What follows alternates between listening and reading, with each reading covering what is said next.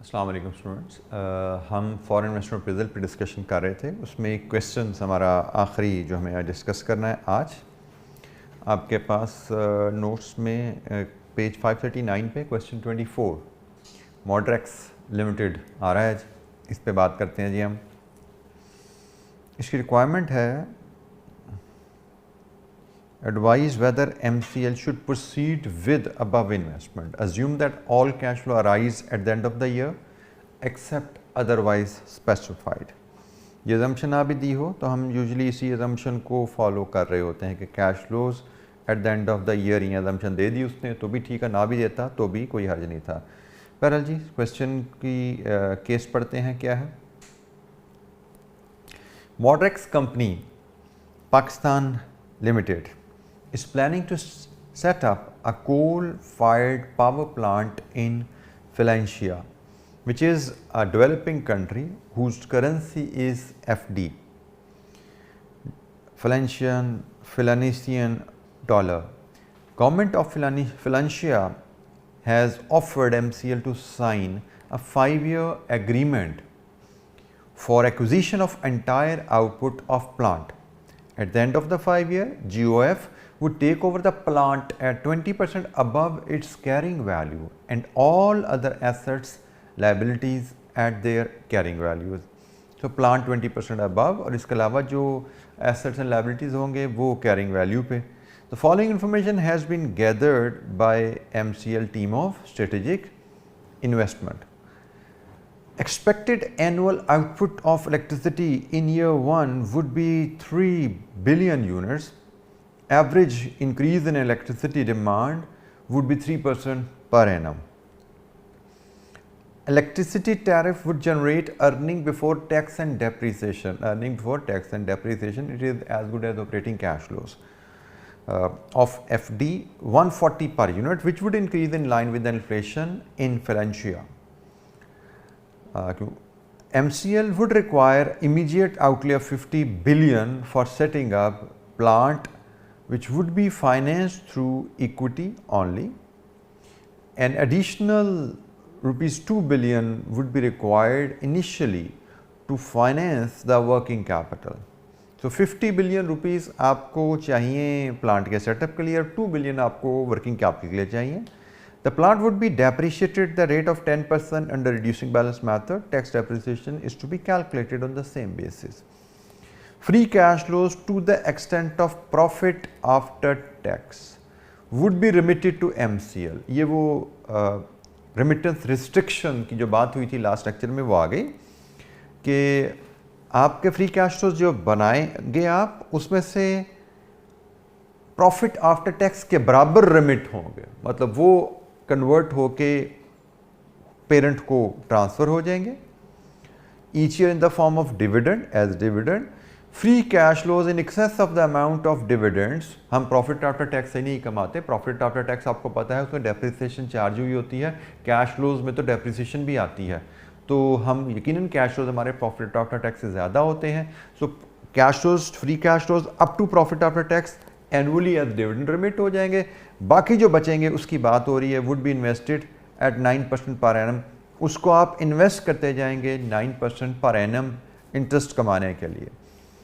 The asset beta applicable on this project is 1.2.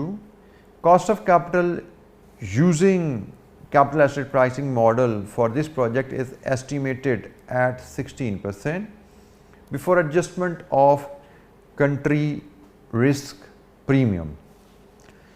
For determining country risk premium, following information has been gathered. अच्छा जी, ये जो part है ना country risk premium का, ये मैंने अभी कवर नहीं किया। एक छोटा सा फार्मूला है उसकी एप्लीकेशन है, मैं इसी सवाल के लिए पेंडिंग कर देता हूँ, तो इस सवाल पे वो फार्मूला भी डिस्कस कर लेंगे। ये कंट्री रिस्क प्रीमियम क्या है और उसको कैसे एडजस्ट किया जाता है। उसने कहा जी कॉस्ट ऑफ कैपिटल वैसे तो 16% है, प्रोजेक्ट बीटा 1.2 है और इन्फॉर्मेशन मैं भी पढ़ता भी नहीं 3 बुलेट, क्योंकि इन्फॉर्मेशन ये जो यूज़ होनी है कंट्री रिस्क प्रीमियम की कैलकुलेशन में यूज़ होनी है। तो हम जब कंट्री रिस्क प्रीमियम कैलकुलेट करेंगे तो वहीं पे हम इसको डील करते हैं। Current exchange rate is PKR1 equal to FD 17. So this is basically FD 17 per PKR तो नॉर्मली तो पाकिस्तान में डायरेक्ट कोट चलता है जिसमें रुपीज़ पर फॉरेन करेंसी होती है, यहाँ पे ये इनडायरेक्ट कोट में रेट दिया गया है। तो डिवीजन मल्टीप्लिकेशन का फ़र्क हमें ध्यान में रखना पड़ेगा यहाँ से, क्योंकि पाकिस्तान में हमें आदत पड़ी होती है मल्टीप्लाई करने की, भाई जितने डॉलर हैं फॉरेन करेंसी को मल्टीप्लाई करो रेट से तो रुपये आएंगे। यहाँ पे ऐसा नहीं होने वाला, क्योंकि फॉरेन करेंसी फर्स्ट करेंसी है, तो फॉरेन करेंसी ने डिवाइड होना है रुपये में कन्वर्ट होने के लिए।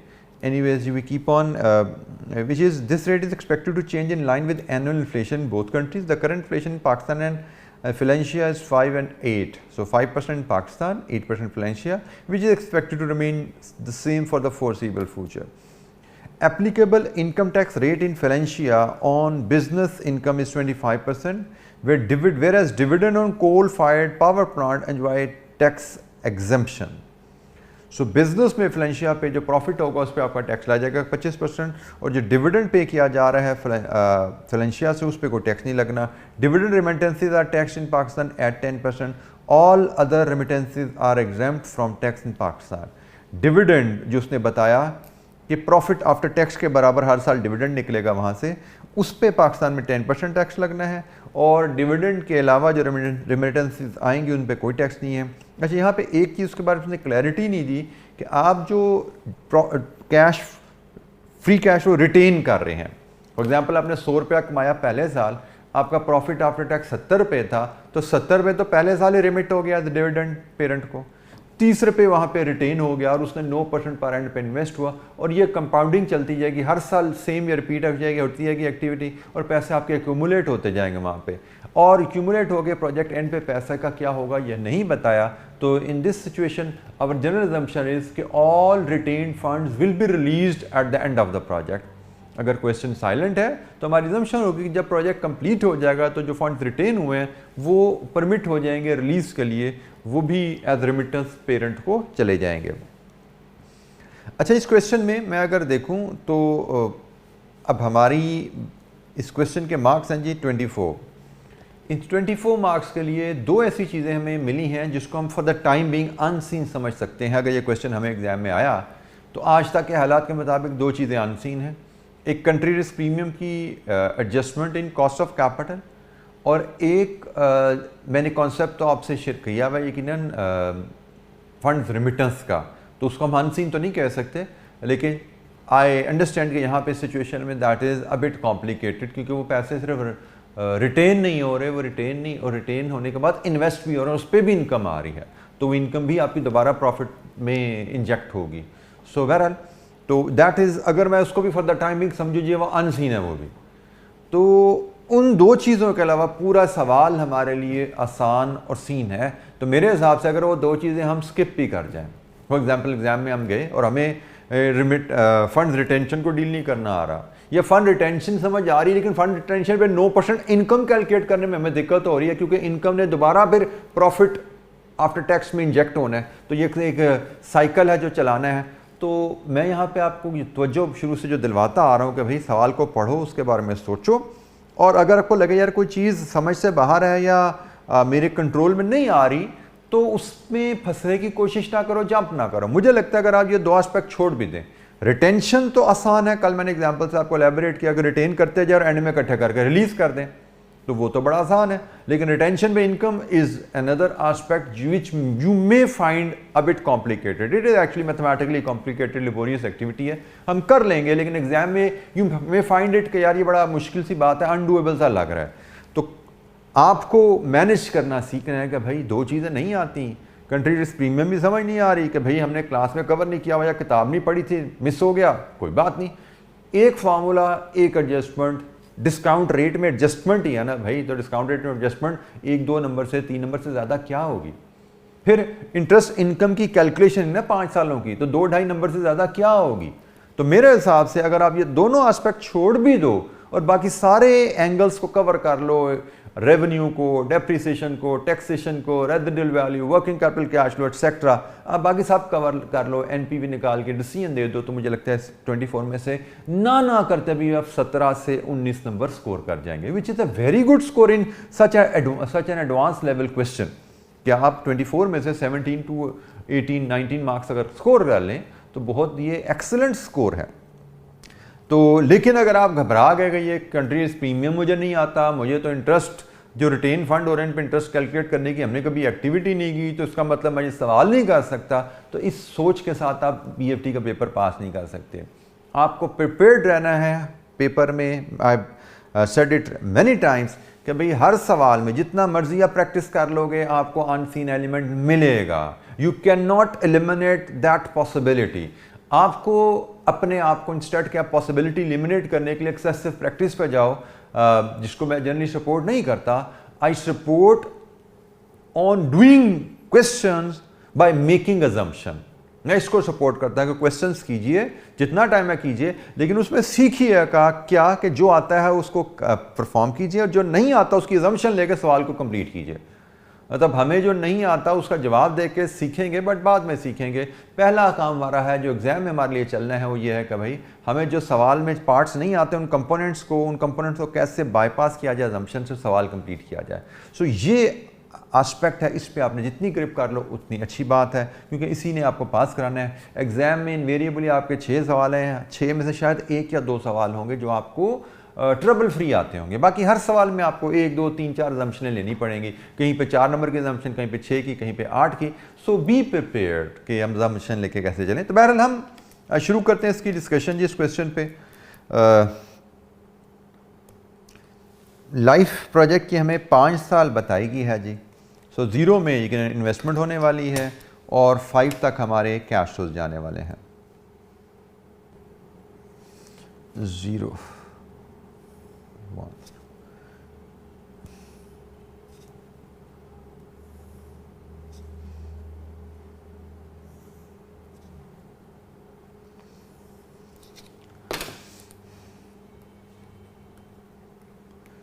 जी। हम क्वेश्चन नंबर 24 कर रहे हैं।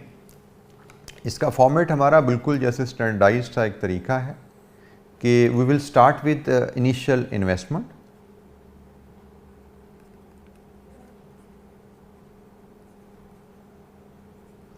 then we will have residual value, then we will have working capital cash flows, इसके बाद हमारे नेट ऑपरेटिंग कैश फ्लोज और फिर हमारे टैक्सेशन। अच्छा जी, इन सब का जो सम आता है ये कहलाता है फ्री कैश फ्लोज। इनको हम फ्री कैश फ्लोज कहते हैं। और हमें कहा गया इन फ्री कैश फ्लोज में से ये सारे रिमिट नहीं हो रहे। नॉर्मली हम कैसे क्या कर रहे थे फॉरेन इन्वेस्टमेंट अप्रेजल में कि ये सारे के सारे कैश फ्लोज हम रिमिट कर देते थे, फॉरेन एक्सचेंज रेट पे ट्रांसलेट करके पेरेंट को भेज देते थे। बट यहाँ पे ऐसा नहीं होने वाला। यहाँ पे फ्री कैश फ्लोज में सारे में रिमिट नहीं होने, रिमिटेंस होनी है हमारी प्रॉफिट आफ्टर टैक्स के बराबर। प्रॉफिट आफ्टर टैक्स के बराबर रिमिटेंस होनी है और बाकी पैसे यहाँ पे रिटेन होंगे for investment, retention for investment. अच्छा, फॉर्मेट हमारा कंटिन्यू रहेगा, बस फ़र्क क्या आने वाला है वो मैं यहाँ पे ज़रा हाईलाइट कर दूँ कि पहले हम इस वैल्यू को कन्वर्ट कर लेते थे एक्सचेंज रेट पे। अब हम इसको नहीं कन्वर्ट करेंगे, अब हम इसको कन्वर्ट करेंगे यूजिंग एक्सचेंज रेट। रेमिटेंस को हम अलहदा ट्रीट कर रहे होंगे, ठीक है जी। तो यहाँ पे इसके बाद हम एक्सचेंज रेट लाएंगे और एक्सचेंज रेट के ऊपर हम ये जो हमारी रेमिटेंस है इसको कन्वर्ट करेंगे। तो ये हमारे नेट कैश फ्लोज। अच्छा, यहाँ पे सॉरी एक तो जो मैं दमलाना भूल गया कि फ़ॉरेन ये प्रोजेक्ट कैश फ्लोज हैं ये यकीनन एफडीज़ में बनने वाले हैं और ये जो उसके बाद कन्वर्ट हो जाएंगे। हमें रेट दिया गया है एफडी पर पीकेआर।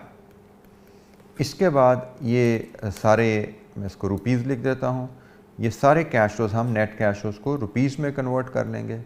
और यहाँ पे आप चीज़ देख रहे हैं हमें वैल्यूज़ 50 बिलियन 2 बिलियन की बात की गई है, तो ये तमाम कैश फ्लोज हम फिर बिलियंस में ही अरेंज करते हैं जी। एफडी भी बिलियंस में ले लेंगे और रुपीज़ भी हम बिलियन में ले लेंगे। एनीवेज जी, यहाँ तक पहुँचे हम। इसके बाद हमारा क्या वर्किंग है जी, नेट कैश फ्लोज आ गए रुपीज़ में और इसके बाद हमारे 2 आइटम्स यहाँ पे अराइज होंगे।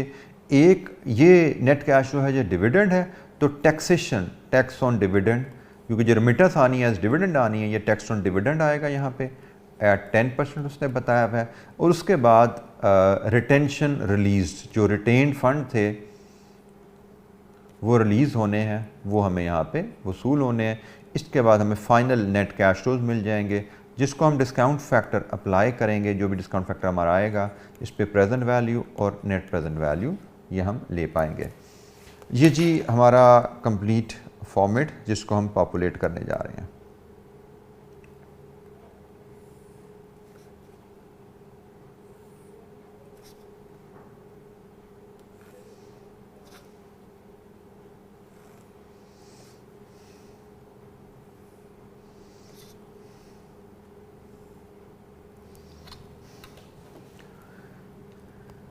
अच्छा जी, वन बाय वन काम शुरू करते हैं। तो सबसे पहले जैसे मैंने आपसे शेयर किया हुआ है कि हमें एक्सचेंज रेट की वर्किंग, जो इजी काम है उसको पहले कर लें तो हमारे मार्क्स स्कोर होने शुरू हो जाते हैं। एक्सचेंज रेट की वर्किंग 2-3 नंबर की हमारी वर्किंग होगी, तो हम पहले इसी से बात शुरू करते हैं। सबसे पहले जी हमारी वर्किंग 1 एक्सचेंज रेट की। हमें स्पॉट रेट अवेलेबल है FD पर रुपी इज़ 17, FD पर रुपी इज़ जी 17, नोट नंबर 7 में हमें गिवन है। हमारे 5 साल बिजनेस चलना है, तो 1 year forward, 2 year, 3 year, 4 year and 5 year forward हम रेट्स यहाँ पे डिटरमिन कर लेंगे।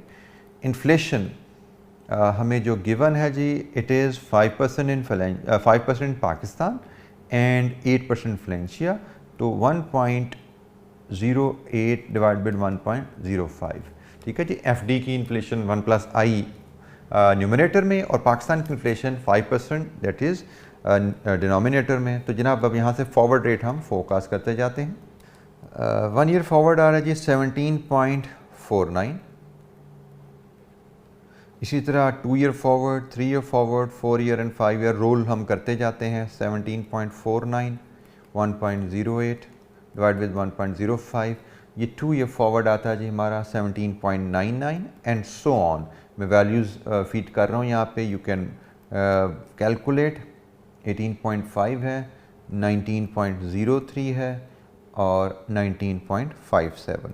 ये जी हमारे पास एक्सचेंज रेट्स अवेलेबल हैं अगले 5 सालों के, तो इनको हम अपनी वर्किंग में यहाँ पे फीड कर लेते हैं जी। 0 में it is 17, then it is 17.49, 17.99, 18.50, 19.03 and 19.57। अच्छा जी, इसके बाद हम ऊपर आ जाते हैं जी हमारे basic cash flow, starting with initial investment. Initial investment हमें कहा गया जी that will be 50 billion, zero में होनी है। 50 बिलियन रुपीज़ हैं, rupee is the second currency, so 50 billion ने कन्वर्ट होना है FD में, तो 17 स्पॉट का रेट है, इट कम्स टू 850 बिलियन। ये ज़ीरो की इन्वेस्टमेंट आ गई जी। इसके बाद रेजिडुअल वैल्यू है जी, इसके लिए हम वर्किंग 2 बनाते हैं। रेजिडुअल वैल्यू हमारे इस कैपिटल इन्वेस्टमेंट की क्या होने वाली है वो हमें यहाँ पे बताया गया जी। एक 10% डेप्रिसिएशन रिड्यूसिंग बैलेंस पे चार्ज होनी है, और दूसरी बात कि जी हमारी जो 20% अबव इट्स कैरिंग वैल्यू, ये गवर्नमेंट ऑफ फ्लेंशिया ने हमारा प्लांट टेक ओवर करना है, तो हमारा plant 20% above carrying value take over होना है, तो हम इसके लिए वर्किंग बनाते हैं, वर्किंग 2। हमारी रेजिडुअल वैल्यू 850 का प्लांट है, 1 साल बाद की कैरिंग वैल्यू 10% डेप्रिसिएशन के बाद 0.9, रिड्यूसिंग बैलेंस डेप्रिसिएशन है, हर साल 0.9 से मल्टीप्लाई होता जाएगा, तो 5 साल बाद इसकी कैरिंग वैल्यू कहाँ पे आ जाएगी।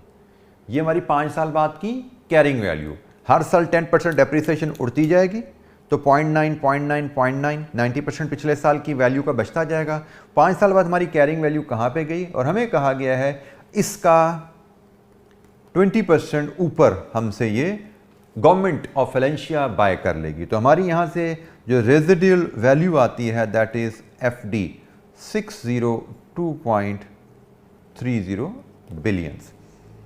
ये हमारी कैरिंग वैल्यू है जी हमारे प्लांट की। Eight the end of the 5 year 602.30, ये जी इनफ्लो आ गया। Next working capital cash flows, इसके लिए हम वर्किंग 3 बनाते हैं। वर्किंग कैपिटल के बारे में कहा गया है जी, ये जी additional 2 billion would be required initially to finance the working capital. हमें 2 बिलियन की वर्किंग कैपिटल की इन्वेस्टमेंट चाहिए, 2 बिलियन रुपीज़ की। अच्छा जी, ये तो इनिशियल इन्वेस्टमेंट है और ऑनवर्ड हमें बताया गया है इन्फ्लेशन भी एग्जिस्ट करती है, तो हमें इस इन्वेस्टमेंट को इन्फ्लेट भी करना पड़ेगा। इसका हमारा फॉर्मेट जो बनेगा वो कुछ इस अंदाज में होगा, वर्किंग 3। अगर हम period wise working capital requirement ले लें रियल टर्म में और उसको फिर मल्टीप्लाई कर दें 1 + i⁻n से, तो हमें मिल जाएगा working capital requirement in money term, और यहाँ से हम बना लेंगे फिर वर्किंग कैपिटल कैश फ्लोज। अच्छा, ये तमाम डाटा हम बनाएंगे एफडी और बिलियंस में, ठीक है जी, क्योंकि हम फॉरेन करेंसी कैश फ्लोज बना रहे हैं और एफडी फ्लेंशियन डॉलर इन बिलियंस में हम अरेंज कर रहे हैं। वर्किंग कैपिटल कैश फ्लोज आपको पता है हम 0 से स्टार्ट करते हैं और प्रोजेक्ट के एंड तक जाते हैं। तो 0 में हमारी वर्किंग कैपिटल रिक्वायरमेंट है जी 2 billion rupees into 17, it is 34 billion FD dollar, और रियल टर्म में उसने कहा कि इसमें शायद कोई चेंज नहीं है, तो ये तो 34 ही रहने वाली है, except in year 5 and it will come down to 0। Project खत्म हो जाता है तो हमें सारा पैसा रिकवर हो जाना है, जैसे बताया गया है कि एक GOF टेक ओवर कर लेगी एट कैरिंग वैल्यू, तो एसेट्स की वैल्यू जो भी होगी उस पर रिकवर हो जाना है, हमारी इन्वेस्टमेंट 0 हो जानी है। अच्छा जी, अब हम इन्फ्लेशन पर जाते हैं। तो पहले साल तो यकीनन कोई इन्फ्लेशन अप्लाई नहीं होनी, ऑनवर्ड फेलेंशिया की इन्फ्लेशन है 8%, ठीक है जी।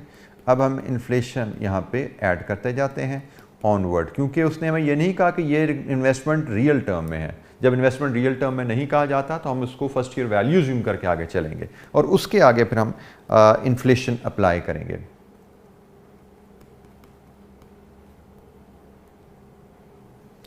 अच्छा जी, इनके हिसाब से अगर हम वैल्यूज़ फिर वर्कआउट करें तो हमारी वैल्यूज़ बनती हैं जी, पहले तो ये 34 बिलियन ही रहेगी, दूसरे केस में it is 36.72, then it is 39.66, then next is 42.83, next is 46.26 and and में हमारी रिक्वायरमेंट 0 है। अब हम कैश फ्लो स्टैब्लिश कर लेते हैं। तो यहाँ पे हमारे कैश फ्लो आते हैं ये 34 की इन्वेस्टमेंट, देन हमारे कैश फ्लो आते हैं 2.72 की इन्वेस्टमेंट, देन है जी 2.94, देन है हमारे 3.17 और इसके बाद 3.43 एंड आखिर में सारी 46.26 की रिकवरी। ये जी हमारे वर्किंग कैपिटल कैश फ्लोज हैं। बिल्कुल उसी अंदाज में वर्किंग कैपिटल कैश फ्लोज हमने बनाए हैं जैसे हम पहले बनाते आए हैं डोमेस्टिक इन्वेस्टमेंट अप्रेजल में, कोई इसमें चेंज नहीं है। वर्किंग कैपिटल रियल टर्म, उसको इन्फ्लेशन अप्लाई किया और उस पर money working capital money terms आए और वहाँ से हमने वर्किंग कैपिटल कैश फ्लोज बना लिए। सिर्फ ये ख्याल मैंने आपको तवज्जो दिलाई कि हमें उसने ये नहीं कहा कि working capital requirement in real term है। अगर रियल टर्म में होते तो यहाँ से इन्फ्लेशन शुरू हो जाती, सॉरी इन्फ्लेशन तो 1 से ही शुरू होनी थी, यहाँ से इन्फ्लेशन शुरू हो गई 1 से, वो तो फ्यूचर से हमारी रिक्वायरमेंट नेक्स्ट होना ही होना है, तो वहाँ से ही हमारी इन्फ्लेशन अप्लाई करेगी। तो शुरू में वर्किंग कैपिटल हमेशा अपफ्रंट इन्वेस्टमेंट है, तो यहाँ पे तो अपफ्रंट इन्वेस्टमेंट रियल मनी में डिफ्रेंशिएट ही नहीं होता, फ्यूचर में इन्फ्लेशन आ जाएगी, उसका इफेक्ट हमने ले लिया। ये जनाब हमारी वर्किंग कैपिटल कैश फ्लोज की वैल्यूज़ आ गई। इनको भी हम फीड करते हैं जी अपने रेलेवेंट एरिया में जाके। तो यहाँ से स्टार्ट हो रहा है जी, it is starting with 34, then it is 2.72, it is 2.94, 3.17, 3.43 and 46.26। ये जी इनफ्लो आ गया। अब हमें net operating cash flows working 4 पे जाना है। अच्छा जी, नेट ऑपरेटिंग कैश फ्लोज के लिए जो हमें डाटा दिया गया है 140 पर यूनिट है। This is earning before tax and depreciation.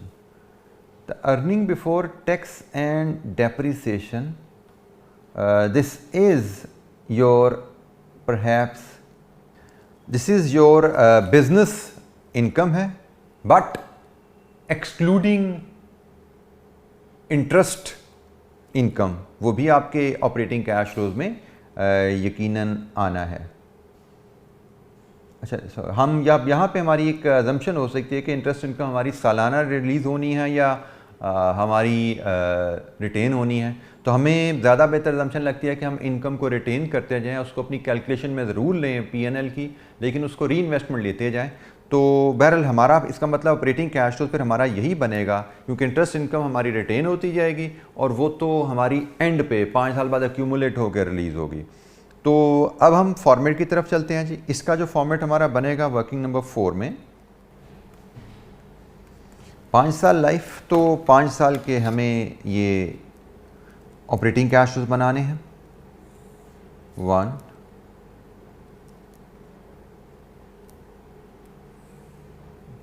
2 3 4 and 5।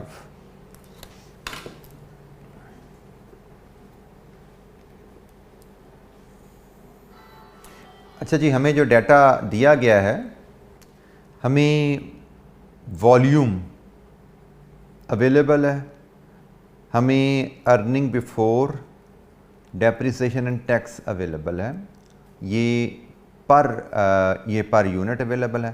तो वॉल्यूम को जब इससे मल्टीप्लाई करेंगे तो हमें फिगर मिल जाएगी total earning before depreciation and tax, जिसको हम ऑपरेटिंग कैश फ्लोज कह रहे हैं। क्योंकि आपने क्या सीखा हुआ है कि कैश फ्लोज में से डेप्रिसिएशन लेस करें तो प्रॉफिट बिफोर टैक्स आ जाता है। So earning before depreciation and tax ही आपका बेसिकली ऑपरेटिंग कैश फ्लोज है। सो वॉल्यूम हमें उसने बिलियन यूनिट्स में बताया हुआ है। अर्निंग बिफोर टैक्स उसने हमें एफडी में बताई भी है। मल्टीप्लाई करेंगे बिलियन को एफडी से तो एफडी बिलियन में आपका ऑपरेटिंग कैश फ्लोज आ जाएंगे। वॉल्यूम पहले साल का आपको कहा गया है जी 3 बिलियन है, और पहले साल का प्रॉफिट आपका 140 एफडी है, और वॉल्यूम में ग्रोथ है आपकी 3%, और अर्निंग में ग्रोथ यकीनन इन्फ्लेशन की आएगी जो कि आपकी है 8%। तो इन दो ग्रोथ्स को आप इनकॉर्पोरेट करेंगे तो आपकी वैल्यूज़ जो हैं वो कैसे बदलेंगी। 3 into 1.03 it comes to 3.09, another growth 3.18, another growth 3.28, another growth 3.38, और earning before interest and tax before depreciation and tax, इसको 8% से आप ग्रो करेंगे तो पहला साल के बाद 151.20, 163.30, 176.36 और 190.47। यहाँ से अब आप earning before depreciation and tax ले सकते हैं। मल्टीप्लाई करते जाएं तो इट कम्स टू 420, ये आता है जी आपका 467.21, this is 519.72, this is 578.14 and the last one is 643.12। ये जी हमारे पास earning before depreciation and tax, जिसको हम ऑपरेटिंग कैश फ्लोज भी कह सकते हैं। अच्छा जी, इसमें थोड़ा सा मैं इसको एक्सटेंड करके बाकी भी वर्किंग आपसे शेयर कर लेता हूँ। इसमें एक्सटेंशन जो आनी है, इसमें लेस होनी है जी आपकी डेप्रिसिएशन, और इसमें ऐड होनी है आपकी इंटरेस्ट इनकम।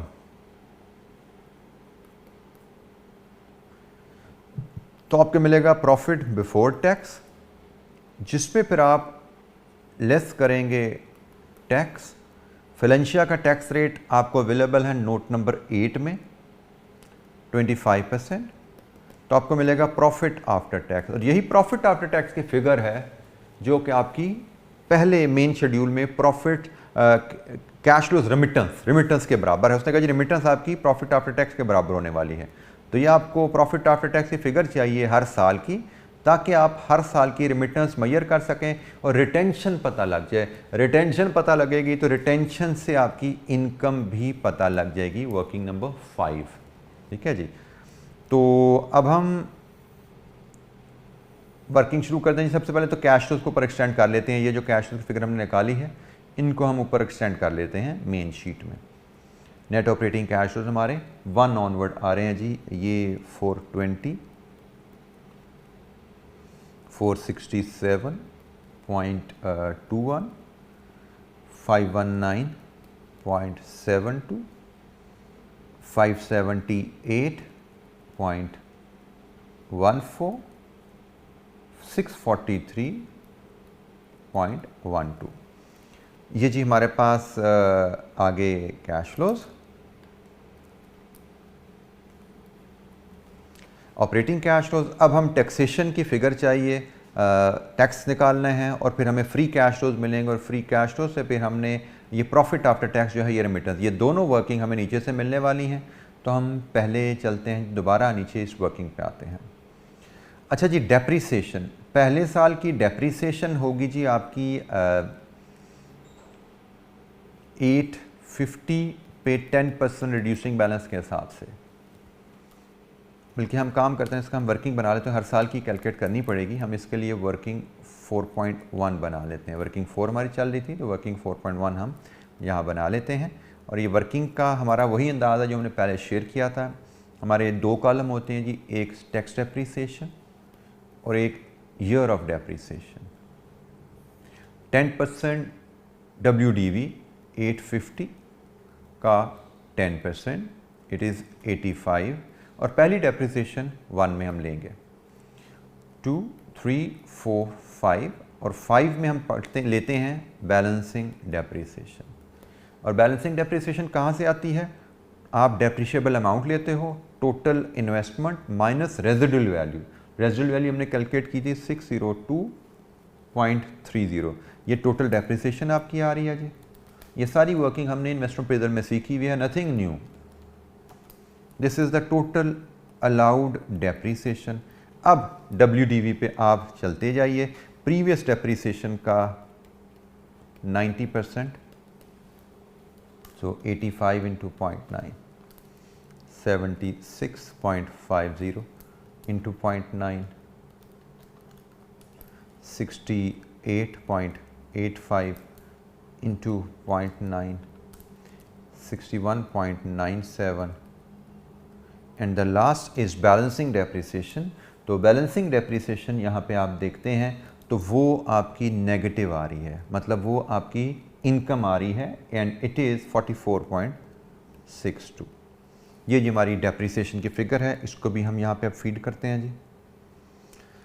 पहली डेप्रीसिएशन 85, दूसरी डेप्रीसिएशन 76.5 क्योंकि ये कॉस्ट है सो डिडक्शन है। तीसरी डेप्रीसिएशन 68.85, चौथी depreciation 61.97, and last depreciation positive आ गई 44.62। तो ये हमारी इनकम के तौर पे यहाँ शो होगी। अच्छा जी, अब आ जाइए इंटरेस्ट इनकम की वैल्यू के ऊपर। हमें कहा गया है कि आपने पैसा रिटेन करना है। कितना पैसा रिटेन होना है जी? हमें बताया गया है free cash to the extent of profit after tax would be remitted, बाकी ने रिटेन हो जाना है, और उस पे 9% पे इंटरेस्ट अर्न किया जाएगा।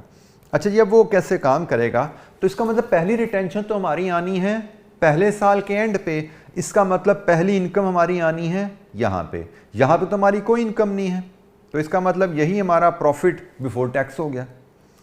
420 माइनस 85, हमारा प्रॉफिट बिफोर टैक्स 335 आ गया, और इस पे 25% के हिसाब से 83.75 आपका टैक्स चार्ज हो गया, और प्रॉफिट आफ्टर टैक्स आपका यहाँ से जो बना, प्रॉफिट आफ्टर टैक्स की फिगर नॉर्मली हमें ज़रूरत नहीं पड़ती, नॉर्मली हमें सिर्फ फ्री कैश फ्लोज चाहिए होते हैं, एक ये फिगर चाहिए होती है, ऑपरेटिंग कैश फ्लोज चाहिए होते हैं और एक टैक्स की फिगर चाहिए होती है। लेकिन यहाँ पे हमें प्रॉफिट आफ्टर टैक्स भी चाहिए, क्योंकि वो हमें बताएंगे कि हमारे डिविडेंड कितने रिलीज होने हैं। नॉर्मली हम टैक्स की फिगर के आगे प्रॉफिट आफ्टर टैक्स वर्कआउट नहीं करते, यहाँ पे लेकिन वर्कआउट करना पड़ेगा। It is 251.25।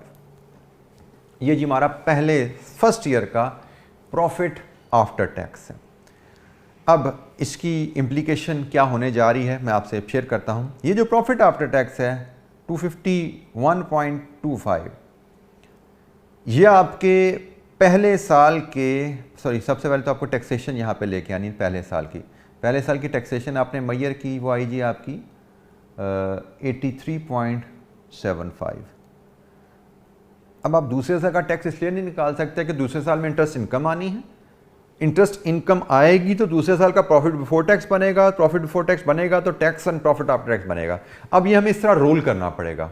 अब हम पहले साल का डाटा कंप्लीट करेंगे और फिर उसके बाद हम यहाँ से जो प्रॉफिट इन्वेस्टमेंट होनी है उस पर इनकम आनी है जो नीचे ट्रीट होगी, और वो इनकम से फिर नया प्रॉफिट आफ्टर टैक्स आएगा, फिर हम ऊपर आएंगे, फिर नीचे वर्किंग नंबर 4 या 5 जो हम कर रहे हैं उस पर जाएंगे, दोबारा यहाँ पे आएंगे। सो इस तरह हमें 5 साल पूरे करने हैं। तो पहला साल जैसे मैं आपसे शेयर करता हूँ, पहले साल का टैक्स हमारे पास आ गया, तो पहले साल के हमारे जो फ्री कैश फ्लोज हैं ये तो एज इट इज़ कैरी हो जाएगा ना। जो आपका फ्री जो इन्वेस्टमेंट है इसमें तो कोई, ये तो फ्री कैश, इसमें तो रेमिटेंस का कॉन्सेप्ट ही नहीं है। रेमिटेंस तो वहाँ पे आएगी जहाँ पे इनफ्लो है। तो इनफ्लो हमारे शुरू हो रहे हैं ईयर 1 से, तो वहाँ से हम देखते हैं हमारा फ्री कैश फ्लोज क्या आते हैं। तो पहले साल के हमारे फ्री कैश फ्लोज आ रहे हैं जी 333.53, और पहले साल जो रेमिटेंस होनी है वो प्रॉफिट आफ्टर टैक्स के बराबर होनी है। प्रॉफिट आफ्टर टैक्स हमने कैलकुलेट किया था 251.25। इसका मतलब बाकी जो पैसे हैं 82.28 ये रिटेन हो जाएंगे जी। 82.28 ये हमारे पैसे रिटेन होने हैं कब? ईयर 1 के एंड पे। ठीक है जी। तो अब हम ये रिटेंशन हमें यहाँ से मिल गई है। अब हम इस रिटेंशन के हिसाब से इंटरेस्ट इनकम को कैलकुलेट कर लेते हैं। 82.28 इसके लिए जैसे मैंने कहा था हम शायद वर्किंग 5 बनाने जा रहे हैं इंटरेस्ट इनकम के लिए। ये जी वर्किंग 5 हमने बनानी है, तो उसके लिए 5 साल हमारी फ़ंड रिटेंशन आनी है। तो 5 साल के लिए हमें ये वर्किंग बनानी पड़ेगी। 1 2 3 4 5, क्योंकि पहली रिटेंशन हमारी ईयर 1 के एंड पे आनी है। अच्छा जी, हमारे इसके जो कॉलम रोज़ बनेंगे, सबसे पहली row funds retained from current year, then interest income on opening balance, क्योंकि पिछले साल के एंड पे जो पैसा ब्लॉक होगा उस पे अगले साल तक हमें इनकम आएगी, और देन बैलेंस ब्रॉट फॉरवर्ड,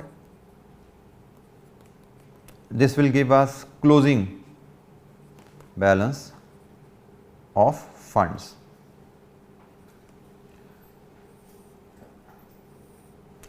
जो क्लोजिंग बैलेंस हो अगले साल का ओपनिंग बैलेंस बनने वाला है। तो पहले साल जैसे हम शुरू करते हैं, पहले साल हमारी रिटेंशन है, ये FD बिलियन में बात हो रही है। पहले साल हमारी रिटेंशन है जी 82.28 बिलियन। पहले साल चूँकि फर्स्ट ईयर है तो इस साल तो कोई इनकम नहीं आने वाली, ज़ीरो। ओपनिंग बैलेंस भी कुछ नहीं है, तो क्लोजिंग बैलेंस 82.28 कैरी हो गया जी यहाँ पे। अब इस 82.28 पे ये जो बैलेंस ओपनिंग बैलेंस लिखा हुआ है, मैं इसको बैलेंस ब्रॉट फॉरवर्ड कर देता हूँ एट 9%।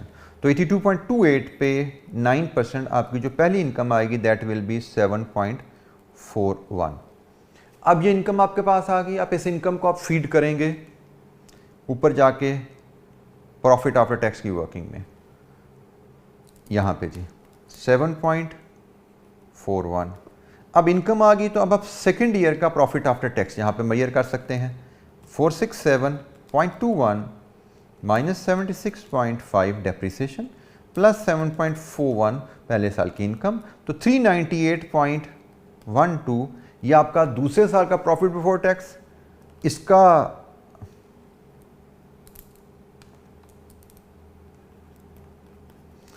25%, आपके दूसरे साल का टैक्स 99.53 और अकॉर्डिंगली दूसरे साल का प्रॉफिट आफ्टर टैक्स 298.59। ये जनाब हमारे पास डाटा आ गया। अब इस डाटा को हम ऊपर फीड करते हैं जाके। अब सेकंड ईयर का डाटा कंप्लीट करते हैं। सेकंड ईयर का टैक्स भी आ गया हमारे पास और सेकंड ईयर का प्रॉफिट आफ्टर टैक्स भी आ गया। तो सेकंड ईयर का टैक्स हमारे पास आ गया जी 99.53। सेकंड ईयर का टैक्स हमारे पास आ गया 99.53 और सेकंड ईयर का प्रॉफिट आफ्टर टैक्स हमारे पास आ गया 298.59। तो इससे आप सेकंड ईयर की हम रिटेंशन और रेमिटेंस की फिगर निकाल लेते हैं। 2.94 नेगेटिव फिगर प्लस 467.21 माइनस 99.53, ये आता है जी आपका 364.74 और इसमें से अब जब रिटेंशन आप जो है रेमिटेंस है वो आप निकालिए 298.59, तो आपको मिलेंगे फंड रिटेन्ड फॉर इन्वेस्टमेंट 66.15। ये जी आपकी यहाँ से रिटेंशन निकल आई आपकी क्या है। अब अगेन इस रिटेंशन को सेकंड ईयर की रिटेंशन 66.15, अब इसको लेके चलते हैं इंटरेस्ट की वर्किंग में। सेकंड ईयर रिटेंशन जो है जी 66.15, तो अब आपका सेकंड ईयर का क्लोजिंग बैलेंस आ गया। ये आपके नेक्स्ट ईयर का ओपनिंग बनने जा रहा है और इसी पे 9% आपने थर्ड ईयर की इंटरेस्ट इनकम 14.03 आपने मेजर कर लेनी है जी। ठीक हो गया जी। अब ये हमारी रोलिंग स्टार्ट है। अब 14.03 आपकी इंटरेस्ट इनकम यहाँ पे आ गई जी। अब आप थर्ड ईयर का प्रॉफिट बिफोर टैक्स ले सकते हैं। मैंने जैसे आपको शुरू में बताया कि ये this is the complex part. अगर आप इस पार्ट को जैसे एग्जाम में आपको इसको ज़रा थोड़ा सा विजुलाइज करने में दिक्कत है, मैनेज करने में दिक्कत है, तो आप इसको शुरू कर सकते हैं, इसको स्किप कर सकते हैं कि आप इंटरेस्ट इनकम को स्किप कर दीजिए और जैसे मैंने कहा कि आप यहीं पे ही जो आपका profit after tax without interest income आ रहा है वो रिटेन कीजिए और रिटेंशन को एंड में इकट्ठा रिलीज़ कर लीजिए। तो अपने आप को 5-7 मिनट बचा सकते हैं, लेकिन असल चीज़ है मार्क्स स्कोर करना है। You can still score very well.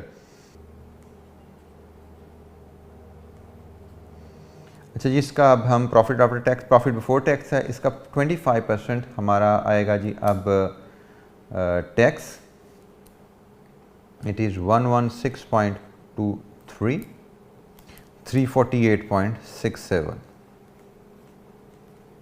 तो टैक्स भी आ गया जी, प्रॉफिट आफ्टर टैक्स भी आ गया 116.23 और 348.67। अब यहाँ पे जी फ्री कैश फ्लो बना लेते हैं हम। ये जी हमारा फ्री कैश फ्लो है और प्रॉफिट आफ्टर टैक्स के बराबर फंड्स रिलीज़ हो जाने हैं, रेमिटेंस हो जानी है, बाकी आपका रिटेन हो जाएगा और रिटेंशन आपकी आ रही है जी 51.65। अब ये 51.65 थर्ड ईयर की रिटेंशन है, इसको आप नीचे ले आइए जी। यहाँ पे इंटरेस्ट की वर्किंग में 51.65, इससे आप थर्ड ईयर का क्लोजिंग कैश फंड्स का बैलेंस निकाल सकते हैं। यह आता है जी 221.52, ये अगले साल का ओपनिंग बैलेंस आ गया जी। और इस पे 9% आपने फोर्थ ईयर की इंटरेस्ट इनकम कैलकुलेट कर ली 19.94। ये आपकी जी फोर्थ ईयर की इंटरेस्ट इनकम आ गई 19.94। इसको आप फीड करेंगे यहाँ पे जी 19.94। प्रॉफिट बिफोर टैक्स आ जाएगा आपके पास फोर्थ ईयर का 536.11। इसका 25% आपका टैक्स 134.03 और यहाँ से प्रॉफिट आफ्टर टैक्स 402.08। अगेन आपके पास टैक्स की फिगर भी आ गई, प्रॉफिट आफ्टर टैक्स भी आ गया। अब फिर ऊपर चलते हैं। टैक्स है जी आपका फोर्थ ईयर का 134.0 थी और प्रॉफिट आफ्टर टैक्स आपका है जी 402.08। अब यहाँ से अगेन आप रिटेंशन निकाल सकते हैं। और जी चौथे साल की जो आपके फंड्स आपके रिलीज़ हो रहे हैं वो हैं जी 38.6, तो रिटेन हो रहे हैं 38.6। रिलीज तो रेमिटेंस है प्रॉफिट आफ्टर टैक्स के बराबर 38.6। अब ये 38.6 अगेन फोर्थ ईयर में आपके रिटेन होने हैं, तो अगेन इंटरेस्ट की कैलकुलेशन में जाइए, यहाँ पे फोर्थ ईयर रिटेंशन 38.6 डालिए और इसके हिसाब से आप फोर्थ ईयर का क्लोजिंग निकाल सकते हैं। ये है जी आपका 280.06, ये अगले साल का आपका ओपनिंग हो गया और इस पे 9% अगले साल आपको इंटरेस्ट मिलेगा, फिफ्थ ईयर में जो आपको इंटरेस्ट मिलेगा। अब हम आपके पास जो फिफ्थ ईयर का इंटरेस्ट आ गया 25.21, इसके हिसाब से आप फिफ्थ ईयर का प्रॉफिट आप कंप्लीट कर सकते हैं। यहाँ पे डेप्रिसिएशन भी इनकम है, उसने ऐड होना है 712.95, ये आपका प्रॉफिट बिफोर टैक्स, इसका 25% टैक्स 178.24 और प्रॉफिट आफ्टर टैक्स 534.71। अगेन हमारे पास वैल्यूज़ टैक्सेशन की प्रॉफिट आफ्टर टैक्स की अवेलेबल होगी हैं, इनको हम फीड करते हैं ऊपर हम टैक्सेशन फिफ्थ ईयर का 178.24 और प्रॉफिट आफ्टर टैक्स जो रेमिटेंस में हमारी जानी है दैट इज़ 534.71। अब कंप्लीट करते हैं जिसको हम फ्री कैश फ्लोज हमारे बनते हैं जहाँ पे 113.44, इसमें से जो डिविडेंड जाना है उसके बाद जो रिटेन हो रहा है वो 578.73 है। ये रिटेन है जी 578.73 आखिरी साल का, इसको भी यहाँ पे डालते हैं 578.73। एज अ रिज़ल्ट हमारा पाँचवें साल के एंड पे जो टोटल फंड्स अक्यूमुलेट हो जाएंगे वो क्या है, वो हैं जी हमारे 884 बिलियन FD। ठीक हो गया जी। और ये हमारे रिलीज़ हो जाने हैं, इसको हम यहाँ पे मेंशन कर दें, released at the end of year 5, year 5 के एंड पे ये रिलीज़ होने हैं, ख्याल रखिएगा FD बिलियन है जी। अच्छा जी, अब हम दोबारा चलते हैं जी ऊपर, कहाँ तक हमारा पहुँचा था काम, मेन शेड्यूल। तो मेन शेड्यूल में हमारी रेमिटेंस आ चुकी है, हर साल कितना कितना पैसा जाना है पेरेंट को पता लग गया है। तो पहले हम इसको ट्रांसलेट कर लेते हैं। जो इनिशियल इन्वेस्टमेंट है वो तो एज इट इज़ ये 884 बिलियन है, एज इट इज़ इसने ट्रांसलेट हो जाना है 17 पे, 884 बिलियन डिवाइडेड विद 17, इसने तो 52 बिलियन रुपीज़ में एज इट इज़ ट्रांसलेट हो जाना है। बाकी हम रेमिटेंस को ट्रांसलेट करते हैं पहले, तो हर साल की रेमिटेंस है, ऊपर रेमिटेंस यहाँ पे इनफ्लो में आनी है 251.25। ये है जी आपकी FD में, FD ने रुपीज़ में कन्वर्ट होना है, डिवीजन से कन्वर्ट होगा 17.49, ये है जी 14.37। इसी तरह अगले हर साल की रेमिटेंस वैल्यू को उसके रिस्पेक्टिव रेट से हम डिवाइड करेंगे तो हमारे पास वैल्यूज़ आती जाएंगी रेमिटेंस की। Next is 16.60, next is 18.85, next is 21.13 and the last is 27.32। ये जी नेट कैश फ्लोज आ गए हमारे पास। अब हम चलते हैं जी, हमारे पास जो दो वैल्यूज़ आखिरी रह गई हैं, एक टैक्स ऑन डिविडेंड, ये हमारा सारा जी डिविडेंड्स हैं। उसने कहा था जी ये डिविडेंड जब पाकिस्तान में जाते हैं इस पर 10% टैक्स लगता है, तो वो 10% टैक्स हम पाकिस्तान में चार्ज कर देते हैं जी। 1.44 है, 1.66 है, 1.89 है, 2.11 है, और 2.73 ये हमारा 10% टैक्स जो पाकिस्तान में चार्ज होने हैं। इसके बाद फाइनल रेमिटेंस जो हमारी आनी है, जिस पे उसने कहा जी कोई टैक्स चार्ज नहीं होना, वो हमने अभी कैलकुलेट की थी। हमारे फंड्स आखिरी जो कितने रिलीज़ होने हैं जी, वो ये हैं जी 884 बिलियन। तो वो हमारे फ़ंड जो रिलीज़ होने हैं वो 884 बिलियन है वर्किंग 5 में, और इन्होंने कन्वर्ट होके 19.57 एक्सचेंज रेट पे कन्वर्ट होना है और हमारे यहाँ पे ट्रांसफ़र हो जाएंगे। सो 884 डिवाइड बाई 19.57 ये जो बनते हैं जी 45.17। ये फंड्स आखिरी रिलीज़ होंगे। लीजिए जी, ये हमारे फाइनल कैश फ्लोज प्रोजेक्ट के आगे 52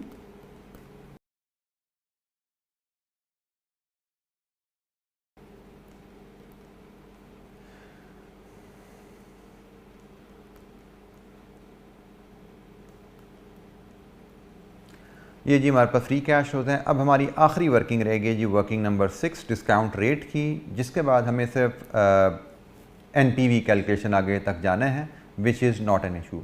अब ये डिस्काउंट रेट का मसला जो मैंने आपसे कहा था, जिसमें कंट्री रिस्क प्रीमियम का उसने जिक्र किया, उसको हमने डील करना है। अब हम वो पोर्शन पढ़ते हैं कि कंट्री रिस्क प्रीमियम क्या है और उसको कैसे कॉस्ट ऑफ कैपिटल में एडजस्ट किया जा सकता है। अच्छा जी, अब उसके लिए हमारे पास जो पोर्शन इंफॉर्मेशन अवेलेबल है that is note number 6। Note number 6 को हम एक दफ़ा ज़रा दोबारा देख लेते हैं। Asset beta applicable on this project is 1.2। Cost of capital using capital asset pricing model for this project is estimated at 16% before adjustment of country risk premium. For determining country risk premium, following information has been gathered. Treasury bonds are considered to be risk-free in Valencia and carry interest rate of 8%, while the yield on similar maturity US Treasury bond is 3.5. फलेंशिया के treasury bonds 8% और US के treasury bonds, एक जो developed economy है, वो 3.5%। Average annualise return on फलेंशियन equity market मतलब RM फलेंशिया की 12% with standard deviation of 10%, and annualise return and standard deviation of 10-year euro bonds issued by government of फलेंशिया। गवर्नमेंट ऑफ फलेंशिया ने यूरो बॉन्ड इशू किए, मतलब गवर्नमेंट ऑफ फलेंशिया ने फॉरेन करेंसी में बॉन्ड इशू किए, और यूजुअली यूरो बॉन्ड इशू किए जाते हैं वो internationally accepted currencies like dollar, euro, pounds, इनमें इशू किए जाते हैं। तो गवर्नमेंट ऑफ फलेंशिया ने जो एस्टैब्लिश्ड इंटरनेशनल करेंसी में जो बॉन्ड्स इशू किए हैं उसका इंटरेस्ट रेट उसने 9% ऑफर किया है और उसकी स्टैंडर्ड डेविएशन 13% है। अच्छा, ये इन्फॉर्मेशन है। अभी अगेन जैसे मैंने कहा कि हमें ये फार्मूला कोई मेमोराइज नहीं करना, ये हमारे पास बुक में अवेलेबल होगा। We are carrying that book, we just need to learn how to use that formula. तो अब इस फार्मूले की थोड़ी सी डिस्कशन मैं आपसे कर लेता हूँ और उसको मैं फिर आपको यहाँ पे जैसे उसको अप्लाई करना है मैं एलैबोरेट कर देता हूँ। तो थोड़ी सी डिस्कशन हम यहाँ पे करते हैं। इधर हम सिर्फ एक वर्किंग 6 के लिए जगह छोड़ते हैं और मैं आपको फ़िलहाल एलैबोरेशन थोड़ी सी देता हूँ कंट्री रिस्क प्रीमियम के ऊपर। अच्छा जी, कंट्री रिस्क प्रीमियम अगर आ जाए, नॉर्मली आपने जो चीज़ समझी हुई अभी तक ज़रा तवज्जो सुन लीजिएगा।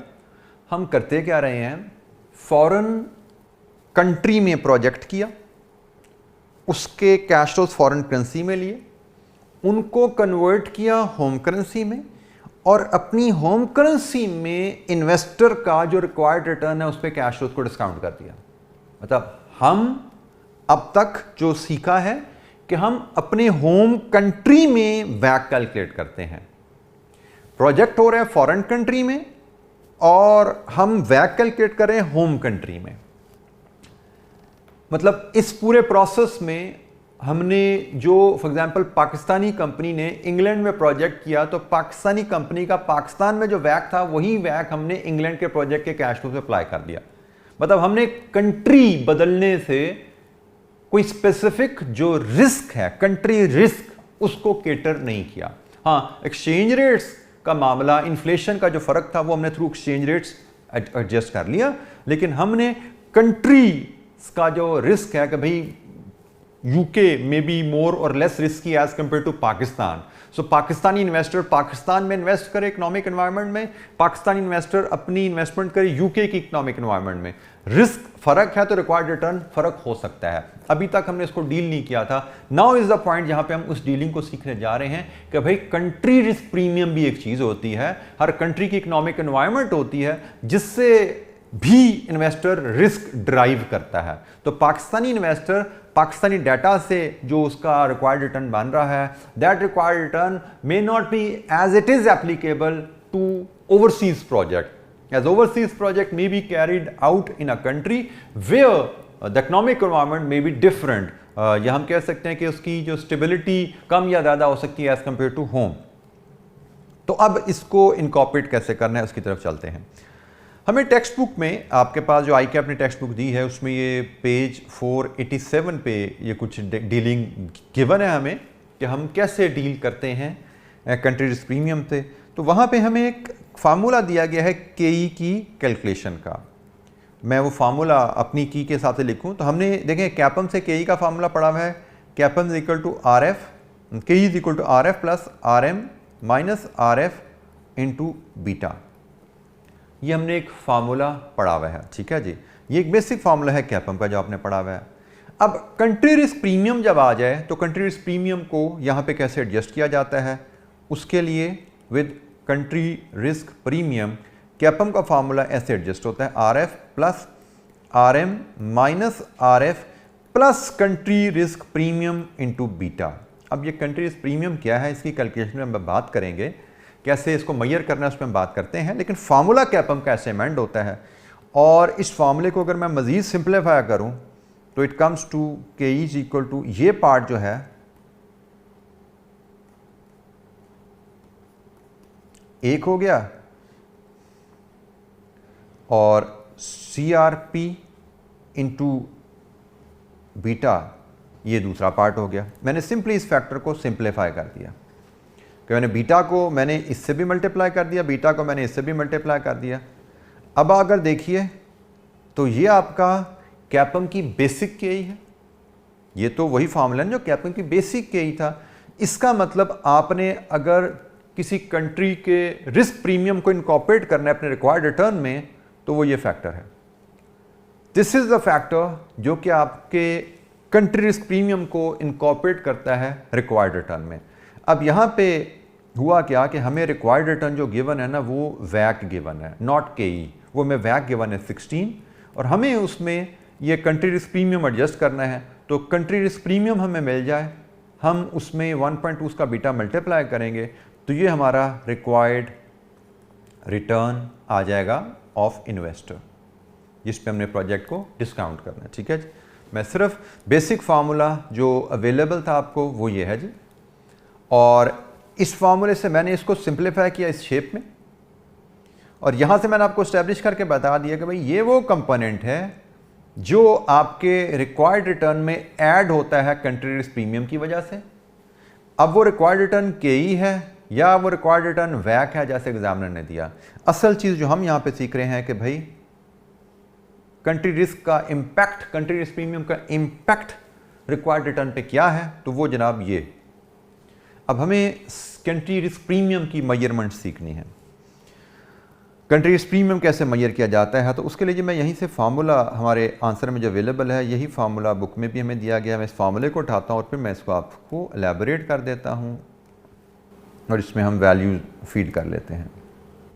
अच्छा जी, मैं वन बाय वन इसमें जो 3 वैल्यूज़ हैं इस्तेमाल होनी है उन तीनों वैल्यूज़ को मैं कैलकुलेट करता जाता हूँ। सबसे पहली ये कंट्री रिस्क प्रीमियम हम कैलकुलेट करने जा रही है। सबसे पहली वैल्यू है sovereign yield spread. Sovereign yield spread क्या होता है वो मैं आपको इधर क्वेश्चन से समझाता हूँ। सॉवरेन की जो टर्म यूज़ की जाती है वो गवर्नमेंट के लिए यूज़ की जाती है, सॉवरेन गवर्नमेंट, इंडिपेंडेंट आज़ाद गवर्नमेंट। तो सॉवरेन से मुराद यहाँ पे गवर्नमेंट की टर्म में लिया जाता है और सॉवरेन यील्ड स्प्रेड से यहाँ मुराद दिया जाएगा कि 2 कंट्रीज़ के जो ट्रेजरी बिल्स हैं उनका स्प्रेड। और वो 2 कंट्रीज़ हम यहाँ पे कौन से लेते हैं जी, मैं अगर इस्टेब्लिश करूँ तो ये *1 यहाँ पे जिन 2 कंट्रीज़ को लिया जाता है जिनके हमने ट्रेजरी बिल्स के रेट का डिफरेंस लेना है, स्प्रेड से हमारा फ़र्क है, एक लिया जाता है डेवलप्ड कंट्री और एक लिया जाता है developing country.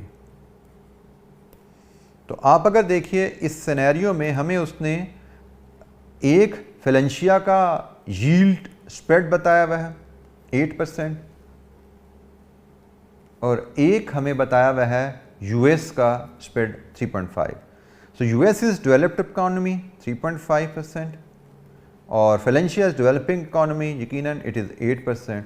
So difference is spread is 4.5%। तो पहला sovereign yield spread is 4.5%। Next, annualize standardized deviation of equity index of developing country. Developing country यहाँ पे हमने देख लिया वो फेलेंशिया है, तो फेलेंशिया का इक्विटी इंडेक्स का स्टैंडर्ड डेविएशन 10%। डेवलपिंग कंट्री का जो इक्विटी इंडेक्स स्टैंडर्ड डेविएशन है एनुअलाइज्ड वो है जी 10%। तो ये जनाब दूसरा कंपोनेंट आ गया 10%। तीसरा कंपोनेंट है जी annualised standard deviation of sovereign bond market in terms of developed market currency. जो डेवलप्ड मार्केट की करेंसी है उसके बॉन्ड्स का एनुअलाइज्ड स्टैंडर्ड डेविएशन, तो वो मैंने आपको यहाँ बताया था कि भैया जो यूरो बॉन्ड्स होते हैं, यूरो बॉन्ड्स डेवलप्ड कंट्री की करेंसी, जैसे मैंने कहा था international currency dollar, pounds, euro, उन्हीं में इशू किए जाते हैं। तो उसने कहा डेवलप्ड कंट्री की करेंसी के बॉन्ड्स की स्टैंडर्ड डेविएशन 13%। तो हमें सिर्फ ये फार्मूला पढ़ना आना चाहिए और क्वेश्चन से हमने इंफॉर्मेशन एक्सट्रैक्ट कर ली है। लीजिए जनाब ये डाटा है, इसकी मदद से हम कंट्री रिस्क प्रीमियम एस्टैब्लिश कर लेते हैं। It is 3.46%। तो जनाब इस 3.46% को आप यहाँ फीड कीजिए तो आपके पास आ जाएगा 3.46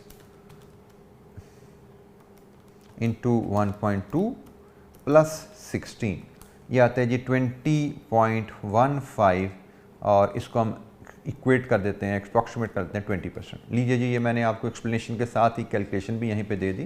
तो यही बेसिकली हमारी वर्किंग 6 कहते हैं जी बन गई। ये वर्किंग 6 मैंने आपको यहीं पे ही एलैबोरेट कर दिया। तो 20.15 हमारा डिस्काउंट रेट है, राउंड ऑफ करके 20%। इसके बाद प्रेजेंट वैल्यू और net present value should not be an issue for you. तो ये पार्ट आप एनपीवी के आप खुद कंप्लीट कर सकते हैं। डिस्काउंट रेट की जो कंट्री रिस्क प्रीमियम का कॉन्सेप्ट था वो मैंने आपसे शेयर किया। ये जी मेन फैक्टर है जो कि आपको एडजस्ट करना पड़ सकता है। ये वैल्यू केई से आनी है या ये वैक से आनी है। कंट्री रिस्क प्रीमियम कैसे एडजस्ट किया जाता है वो मैंने आपको एस्टैब्लिश कर दिया। केई आपको कैलकुलेट करनी पड़ती है, वैक आपको कैलकुलेट करना पड़ सकता है। अगर कंपनी ऑल इक्विटी फाइनेंस है तो आप केई कैलकुलेट करके उसमें country risk premium into beta add कर देंगे। Company debt plus equity finance है, आप वैक कैलकुलेट करके उसमें कंट्री रिस्क प्रीमियम ऐड कर देंगे। नॉर्मली वी वुड एक्सपेक्ट के जैसे कि सवाल में आया कि हमें केई या वैक जो भी डिस्काउंट रेट है दिया जाएगा, हमसे सिर्फ कंट्री रिस्क प्रीमियम की एडजस्टमेंट ही चेक की जाएगी, क्योंकि एग्जामिनर बहुत ज़्यादा कॉम्प्लिकेशन डाल के लेबोरियस, एक हद से ज़्यादा लेबोरियस चीज़ों को नहीं करता। यूजुअली टाइम कंस्ट्रेंट को जहन में रखा जाता है। तो this was the last question on foreign investment appraisal.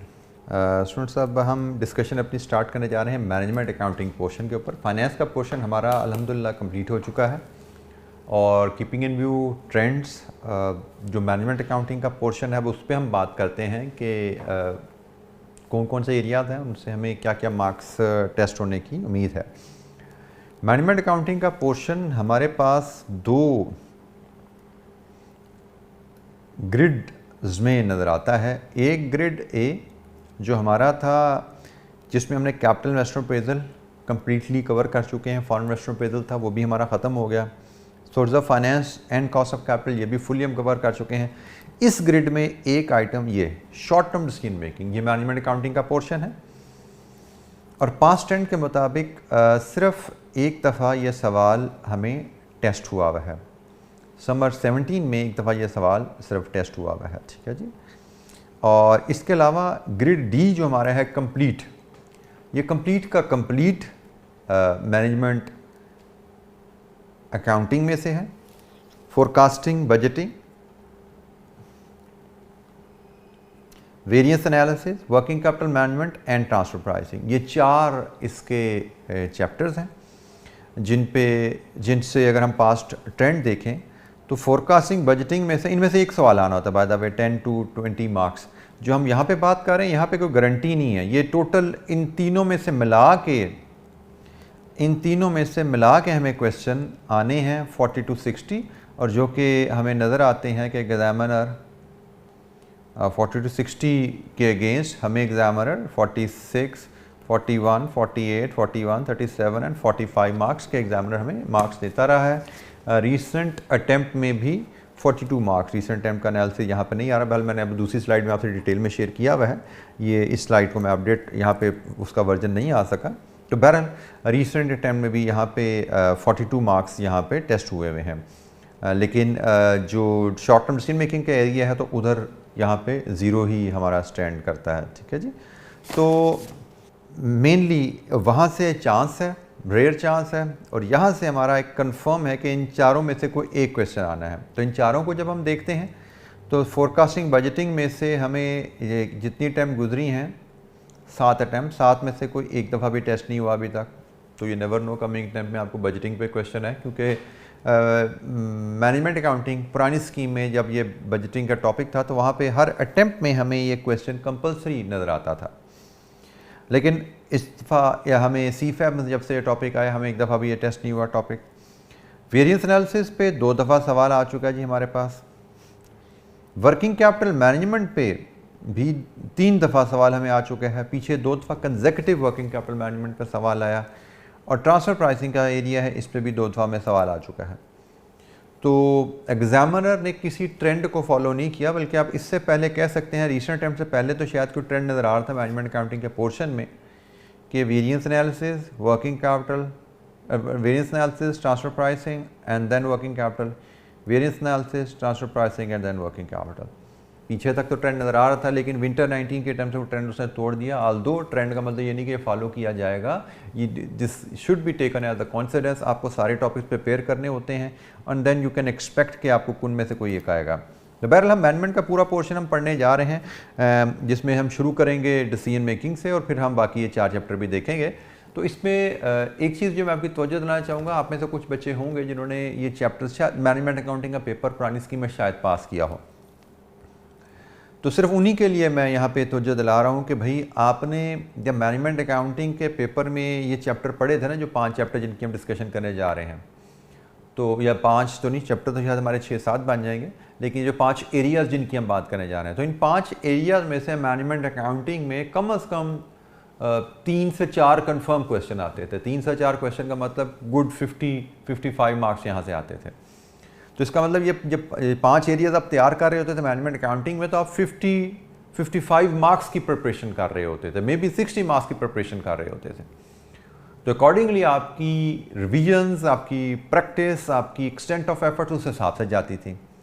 लेकिन अब जब आते हैं BFD में, तो BFD में ये 5 एरियाज आप प्रिपेयर करेंगे, short term decision making, budgeting, standard costing, working capital, transfer pricing. तो ये बजटिंग में आप ये 5 एरिया तैयार कर रहे हैं ऑन एवरेज 15 मार्क्स के लिए। पॉसिबिलिटी है कि शायद शॉर्ट टर्म डिसीजन मेकिंग से भी एक सवाल शायद आ जाए, क्योंकि ट्रेंड बता रहा है 7 अटैम्प्ट में सिर्फ एक दफ़ा वहाँ पे ये सवाल आया हुआ है समर 17 में। तो बहरहाल इन एसेंशियली हम ये 15 हम 20 मार्क्स कह लेते हैं ऑन एवरेज। तो अब यहाँ पे चूँकि आप मैनेजमेंट अकाउंटिंग में चैप्टर तैयार करते थे 50-60 के लिए, यहाँ पे तैयार करने जा रहे हैं 15 to 20 के लिए, तो आपको गेज करना है कि मेरी एफर्ट्स यहाँ पे कितनी होंगी। तो इसके हिसाब से आपकी रिविजन्स की एक्सटेंट, आपकी प्रैक्टिस की एक्सटेंट बहुत कम होगी। फॉर एग्जांपल मैं just to give you an idea, मैं डिसीजन मेकिंग जब मैनेजमेंट अकाउंटिंग के पोर्शन में पढ़ाता था आज से 2-3 साल पहले, तो मैं डिसीजन मेकिंग के ऊपर कुछ 10 से 12 क्वेश्चन पास्ट पेपर के डिस्कस करता होता था, क्योंकि डिसीजन मेकिंग से हमें 1 से 2 सवाल वहाँ पे आने होते थे। मैं बजटिंग के 10 से 12 सवाल डिस्कस करता होता था, क्योंकि बजटिंग में हमें कन्फर्म में क्वेश्चन आना होता था। स्टैंडर्ड कॉस्टिंग से हम 10-15 सवाल कर रहे होते थे, क्योंकि वहाँ से कन्फर्म में क्वेश्चन आना है। बट यहाँ पे हम क्लास में ऐसा अफोर्ड करते हैं करना, ना आपके पास होमवर्क में इतना टाइम है। तो यहाँ पे जो रिक्वायरमेंट होगी आपकी कि आप बेसिक्स को ग्रिप करें, मतलब टेक्स्ट बुक पढ़ें, नोट्स पढ़ें, उनके इलस्ट्रेशंस करें, तमाम बेसिक प्रिंसिपल सीखिए, और फिर जो क्वेश्चंस क्लास में मैं कुछ शेयर कर लूँगा वो कर लीजिए, उसके अलावा एक एक दो दो क्वेश्चन और पर चैप्टर आप करना चाहें तो कर लीजिए, that should be more than enough. Basics को लेकिन बार बार रिवाइज करते रहें, नोट्स को, किताब को बार बार पढ़ते रहें, इलस्ट्रेशन को देखते रहें, सवाल आपको जो करवा दिए उसके अलावा एक एक दो दो डिपेंडिंग अपॉन द टाइम आप पर चैप्टर जितना कर सकें, but not more than that. You have ample other work to do, investment appraisal, risk management, source of finance, cost of capital, business valuation, वो एरियाज हैं जिनसे आपको 80-85 नंबर आने हैं, जिन्होंने आपको पास करवाना है। ये तो समझिए आपका बोनस है कि भाई अगर आपको 15 नंबर का सवाल यहाँ से आता है तो 15 में से 7-8 नंबर ले लें, मोर देन सफिशिएंट। आप यहाँ से 15 में से 15 को टारगेट करने के पीछे जाएंगे ही नहीं।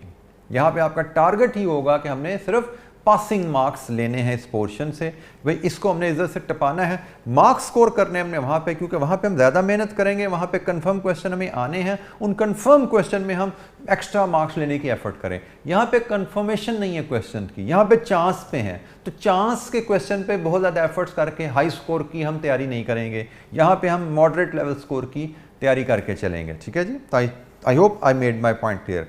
हम अपनी डिस्कशन अब शुरू करने जा रहे हैं जी शॉर्ट टर्म डिसीजन मेकिंग से। ये शॉर्ट टर्म डिसीजन मेकिंग का पोर्शन जो हम पढ़ने जा रहे हैं, relevant costing and short term decision making का पोर्शन जो हम पढ़ने जा रहे हैं, ये 3 चैप्टर्स बेसिकली हैं इस पोर्शन में हमारे पास। एक रेलेवेंट कॉस्टिंग है, एक शॉर्ट टर्म डिसीजन मेकिंग है और एक लीनियर प्रोग्रामिंग है। रेलेवेंट कॉस्टिंग और शॉर्ट टर्म डिसीजन मेकिंग, ये दोनों चैप्टर आपने अपनी अर्लियर स्टडीज़ में फुली कवर किए हुए हैं। इसमें शायद ही कोई नई चीज़ आपको सीखने को मिले। मतलब आपने अपनी जो कैफ 8 की स्टडी की, कॉस्ट एंड मैनेजमेंट अकाउंटिंग का पेपर पढ़ा, उसमें दोनों चैप्टर आपने रेलेवेंट कॉस्टिंग और short term decision making fully cover किए हुए हैं। मैं कहूँगा 95-98% आपने कवर किए हुए हैं। मे बी 2 से 5% कुछ नई चीज़ यहाँ पे शायद आपको मिल जाए। I am just creating room. Linear programming एक तीसरा चैप्टर जो आता है, वो भी शॉर्ट टर्म डिसीजन मेकिंग में ही इस्तेमाल होता है। वो कॉन्सेप्ट जो है आपने नहीं पढ़ा हुआ अपनी कैफ की स्टडी में, that will be the new concept. तो यहाँ पे थोड़ा सा ये भी एक होता है कि आपके जो एस्पेक्ट टेस्ट हो चुके हैं पास में अर्लियर स्टडीज़ में, उनको यहाँ पे टेस्ट करना थोड़ा सा एग्जामिनर मुनासिब नहीं समझता है। मैं यहाँ से अगर रिलेट कर दूँ आपको, जैसे बजटिंग आपका कैफ में फुल फ्लेज टेस्ट हुआ होता है। फोरकास्टिंग बेसिक सा यहाँ पे है ज़रूर, ये आपने वहाँ पे ये भी थोड़ा बहुत वहाँ पढ़ा ही होता है, लेकिन आप कह सकते हैं कि बजटिंग हमारा बड़ा थॉरोली वहाँ पे टेस्ट होता है कैफ में, तो इसलिए आप देखते हैं एग्जामिनर ने इसको टेस्ट ही नहीं किया। यहाँ पे वर्किंग कैपिटल, ट्रांसफर प्राइसिंग, आपके कैफ में आपने टॉपिक्स दोनों पढ़े ही नहीं हुए, तो आप देख सकते हैं 7 में से 5 दफ़ा तो एग्जामिनर ने इनको टेस्ट किया। और स्टैंडर्ड कॉस्टिंग में एक आप कह सकते हैं कि गुड 80% आपने पढ़ा होता है, लेकिन 20% है जो आपने यहाँ पे पढ़ना है। तो यहाँ पे भी चूँकि पोर्शन कुछ है जो आप सिर्फ सीफैप में पढ़ते हो, तो यहाँ पे भी उसने कुछ इसको टच किया हुआ है।